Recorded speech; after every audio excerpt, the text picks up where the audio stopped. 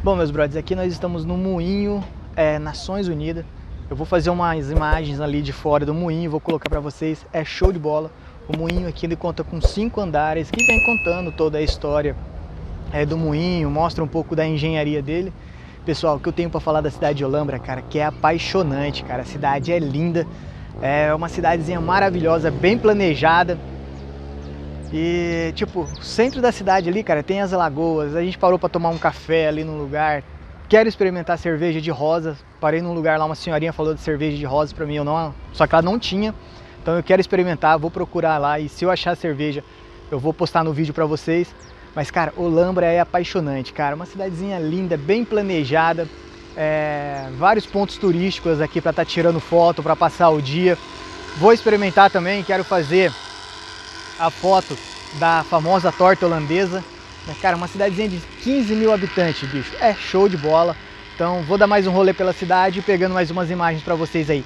A arquitetura é monstra. O que eu tenho para falar de Olambra, cara, que é uma cidade apaixonante, meus brother. Vale muito a pena vir motocar aqui, vale muito a pena vir conhecer Olambra. É show, show, show. Tudo bem? Meu nome é Paulo, sejam bem-vindos. É a primeira vez de vocês em Olambra? Sim. Então sejam bem-vindos e eu vou apresentar um pouquinho do moinho para vocês, tá? Na realidade ele é um moinho operacional, em condições normais, a visitação é feita com ele em funcionamento, só que a gente depende de uma pessoa que chama-se moleiro, né? Nós temos 6 moleiros, é um trabalho voluntário, então eles se revezam aos finais de semana, sempre sábado e domingo, né? Eles vêm e desancoram o moinho, a gente fala que o moinho fica ancorado por questão de segurança, né? Porque ele só funciona através do vento. Só que se ele fica desancorado e não tem ninguém responsável aqui, pode ser que venha uma tempestade. Ele vai girar com tal velocidade que pode quebrar as pás, pode quebrar as engrenagens ou ele pode pegar fogo, porque é uma estrutura de madeira em atrito, né? Então ele fica ancorado por questão de segurança. O moleiro chegou pela manhã, desancora o moinho. Vocês passaram pelo deck e viram o timão como timão de navio? Nessa área externa, isso, tem um timão. Acima do timão tem uma biruta, então ele observa a biruta. Hoje, a última vez que eu saí, ela estava nessa orientação. Então, a posição das pás tem que vir para essa direção. Então, eu retiro as pás desse lado, o último andar gira 360 graus, é um andar móvel. Então, eu utilizo o timão, eu vou virando o timão e utilizando o deck para fazer isso, vou girando o último andar, então eu venho trazendo as pás onde seja necessário. Posicionei as pás contra o vento, começou a girar, ela vai tracionar esse eixo central, tá? E aí o que ele traciona? É uma árvore suspensa, ó. Acima a gente tem 3 andares mais, a cabeça do moinho que é o andar móvel e o penúltimo andar vem um eixo que vem das pás. Aqui já era sistema de coroa e pinhão, então eixo tracionando coroa e pinhão e tracionando esse eixo central.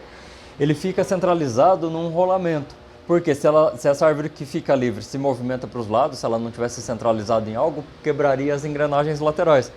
Então ela fica centralizada. Anterior a existir o rolamento, ele ficava dentro de uma bacia de pedra com banha de baleia. Então ficava fixo, centralizado dentro da bacia com a banha para poder girar.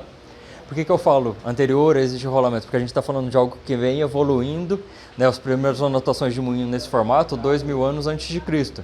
China, Mesopotâmia, o Antigo Egito, não sabe-se qual civilização que criou. O Antigo Egito tinha uma população muito grande. Então eles tinham que alimentar toda essa população. Então já tem anotações de moinhos que banhavam as plantações de trigo, né? O Egito foi o maior produtor de trigo do mundo. Então já tinha anotações de moinho que retirava as águas do Nilo para banhar as plantações, né? E então é algo que vem evoluindo até chegar a esse nível. Só que o moinho é muito anterior a isso. Porque quando o primata batia a pedra no alimento para poder macerar, para se alimentar, já era uma forma de moagem, né?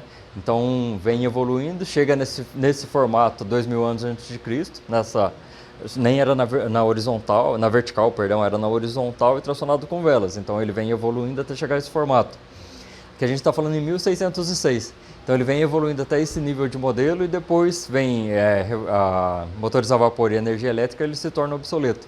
Porque ele gera 60 cavalos de potência, né?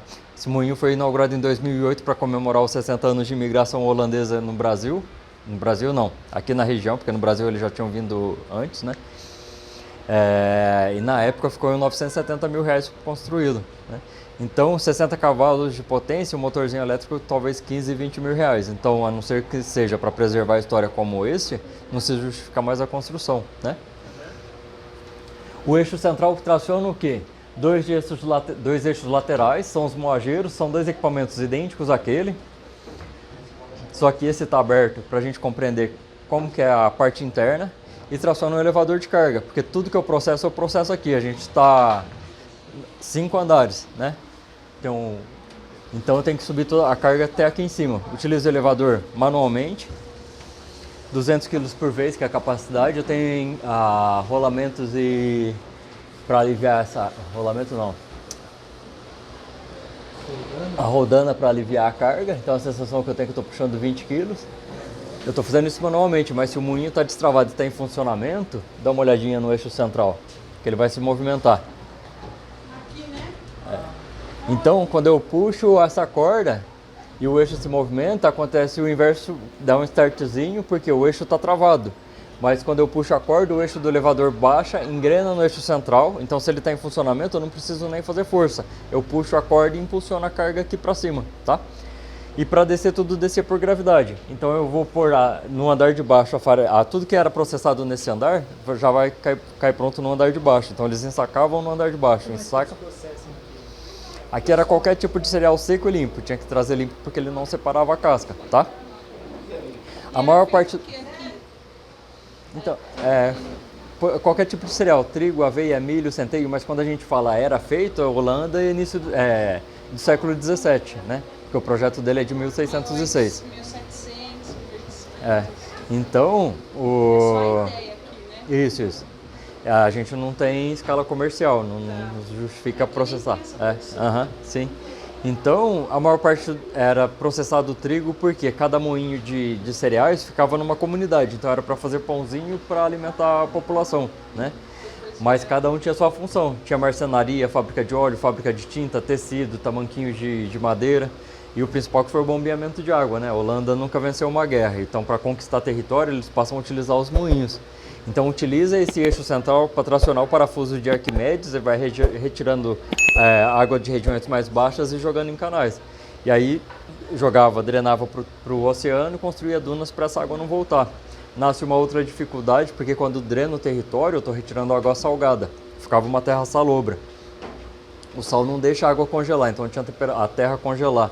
Então tinha temperatura abaixo de temperatura de congelamento e uma população muito humilde. Porque quem morava próximo ao litoral sobrevivia cavando buraco no mangue, retirando terra e fazendo um platôzinho para ter uma casa e uma hortinha.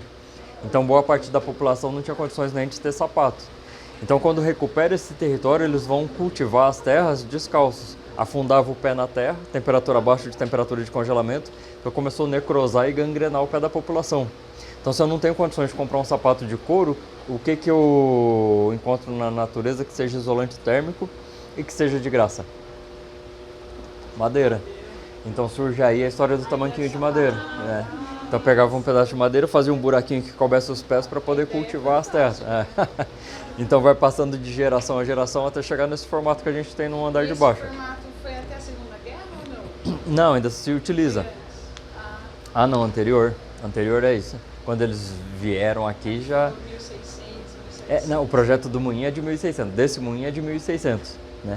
Aí na Segunda Guerra já é algo mais moderno, né? Ele vem na segunda Guerra já tinha um motor a vapor e o início da energia elétrica, né? Já impulsionando o motor. Sim, aí o moinho passa a ser substituído, porque ele virou obsoleto. Então ela chegou a ter 14 mil moinhos. Quando chega a energia elétrica impulsionando motores com maior capacidade, eles passam a destruir os moinhos, desmontar os moinhos e substituir por motor elétrico, que é muito mais eficiente, né? Então hoje o bombeamento segue sendo feito, porque se para de bombear tudo é inundado, mas por motores elétricos, né? Aí aqui, como é que é funcionar? Ele caía? Então dentro do equipamento a gente tem 2 pedras, aproximadamente 1 tonelada cada, uma fixa, que mexeram na regulagem lá embaixo, e essa móvel. Então, no meio dessas 2 pedras, o que a gente tem? Eles faziam esses vincos, esse vinco em movimento gera força centrífuga, então tudo que entra no vinco vai ser expelido, enquanto está sendo expelido, está sendo triturado. Então, na extremidade da pedra está saindo a farinha. Como a gente está falando de equipamento fechado, então vai acumulando na lateral. Aqui eles colocavam 2 pazinhas, que vinha recolhendo e jogava nesse duto. Do duto vai para o andar de baixo para ser ensacado. Então é um processo contínuo. Uma pessoa abastecia o equipamento e outra no andar de baixo já ensacava a farinha beneficiada. Então a gente está falando de início do século XVII, num turno de 8 horas ele tinha condição de beneficiamento de 5 toneladas de alimento. Se fosse necessário, processava 24 horas por dia, porque era só mudar as pás de posição. porque por estar abaixo do nível do mar, durante o dia a gente tem a corrente de vento do oceano para o continente, e durante a noite do continente para o oceano, então só mudava as pás de posição e eu conseguia processar 24 horas se tivesse necessidade, né? A cada 300 horas esse vinco se desgastava, então quando eu consumia farinha naquela época eu consumia com resíduo de pedra, né? Aqui não é a pedra ideal, aqui é arenito, a pedra correta é basalto de lava vulcânica. A gente tem duas regiões aqui no Brasil, que é Minas e aqui em São Paulo. Já teve atividade vulcânica, se encontra esse tipo de rocha, mas o governo não libera a extração, não é liberada a extração. Sim, sul de Minas. Só que não é liberada a extração pelo governo, então teria que se importar as pedras. Então foi utilizado arenito no mesmo molde, só que não é a pedra ideal. A cada 300 horas tinha que pegar esse guindaste, eu tenho um furo em cada extremidade, tinha que içar a pedra, virar, esculpir os vincos novamente para poder seguir processando. Então a cada 300 horas tinha que fazer manutenção, tanto nesse equipamento quanto no outro. Então imagina-se que esse está fazendo manutenção, aquele está trabalhando. Terminou de fazer a manutenção, monta esse equipamento, começa a trabalhar aqui e aí eu desmonto o outro para fazer a manutenção. Porque se eu trabalho os dois juntos, os dois se desgastariam igualmente, teria que parar os dois simultaneamente para fazer manutenção. Então é um trabalho alternado, tá? Eu acho que é isso. Obrigado pela visita, bom passeio. E aí fica aberto o convite para vocês virem, sempre sábado e domingo em condições favoráveis, porque a gente depende de vento. Os moleiros estão aqui para vocês visitarem com ele em funcionamento, em operação. Não. Não, porque o moleiro não está aqui, é um trabalho voluntário. Aí ele sempre vem sábado e domingo. Aí ele desancora o moinho e a visitação é feita com ele em operação. Não, mas fica aberto o convite para vocês voltarem. Tá bom? Obrigado. Bom, meus brothers, o rolê em Olambra foi esse. Foi um final de semana show de bola. Um rolezinho meio curto aí, eu vim na sexta e tô indo agora embora no sábado à tarde. Cara, Olambra é apaixonante, é show, a cidadezinha linda. É um pessoal super gente boa, recebe a gente super bem. E pessoal, vou ficar devendo nesse vídeo pra vocês, cara, duas coisas. A primeira é a cerveja de rosa, que eu rodei todos os bares aqui da cidade e não achei. O pessoal falou que acabou e teria que ir na fábrica, mas a loja fábrica não tá funcionando hoje.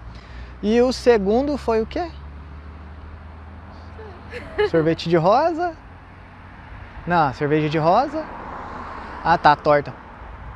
E a segunda coisa, meu brother, que eu vou ficar devendo pra vocês é a torta holandesa, cara, porque eu comi tanto, meu brother, comi tanto, é tanta coisa gostosa que tem na cidade que não coube espaço pra torta holandesa, bicho. Então vai ficar pra um próximo rolê. Tô planejando já de voltar aqui em setembro, porque setembro vai ter as feiras das flores aqui e tal, e o pessoal falou super bem. Então eu vou estar vindo pra cá em setembro de novo. E o que mais, meus brother? Ah, experimentei a sorvete de hibisco, sorvete de rosa e o sorvete de lavanda. Cara, de verdade, mano, sinceramente, cata o produto aí de limpeza, coloca na geladeira e experimenta. É a mesma coisa, velho. Não curti não, né? Mas vai aí, experimenta, curte, acho que vale a pena experimentar, tá? Mas pessoal, vem pra Olambra porque vale muito a pena. E deixa eu falar um negócio pra vocês, pessoal. Se você, cara, quer curtir, quer viajar, mas tá sem grana, cara, eu vou deixar aqui pra vocês embaixo, ó, o curso do Alex Vargas, que é o curso que eu fiz.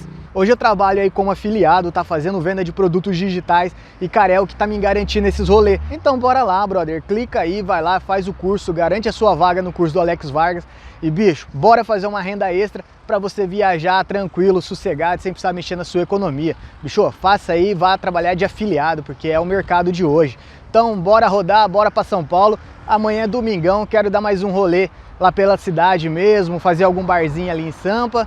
E aí encostar a moto e sexta-feira, não, quinta-feira eu saio de viagem de novo, porque vai ter mais um feriado prolongado e eu quero curtir. Ouça? Então curta aí, se inscreva no canal e bora rodar!